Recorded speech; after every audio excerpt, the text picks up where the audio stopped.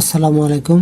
আজকের ম্যাথটি general math থেকে algebraic এক্সপ্রেশনের resolve into factors m plus m to the power -3 plus 2।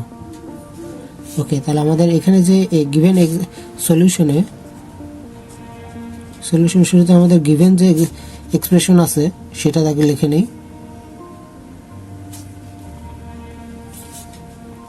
সেটা কি দেওয়া আছে? m cube plus m to the power -3 plus 2। এটাকে আমরা এভাবে লিখতে পারি, m cube plus 1 divided by m cube plus 2। এখানে আমরা যদি m কিউবকে এলসিএম করি তাহলে আসে হচ্ছে m cube square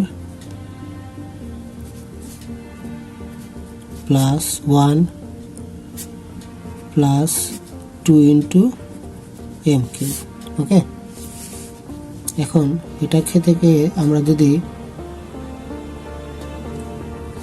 1/m cube common নেই তাহলে আমাদের থাকে হচ্ছে m কিউবের উপরে স্কোয়ার প্লাস এই 2 কে আগে নিয়ে আসি, 2 ইন্টু m কিউব ইন্টু 1। এটা লেখা যায় 2 1 যা 2 আর m কিউব। এটা ক্যালকুলেশন করলে এই লাইনটায় ফেরত আসে, প্লাস এই যে 1টা ছিল 1 এর উপর যদি আমরা স্কোয়ার দিয়ে দিই, দেখো এটা কি a square plus 2ab plus b স্কোয়ারের সূত্র হয়। সিম্পল।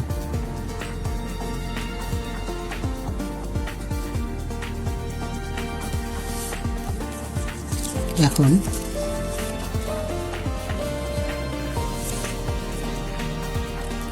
এইখানে যে 1 আছে এর উপরে যদি আমরা কিউব দিয়ে দিই তাহলে আমাদের কি কোনো সমস্যা হবে? হবে না। 1 এর উপর কিউব দেওয়া মানে একই 1। এখন দেখো ভেতরে কি হলো, a কিউব প্লাস b কিউবের সূত্র হয়ে গেল কিন্তু।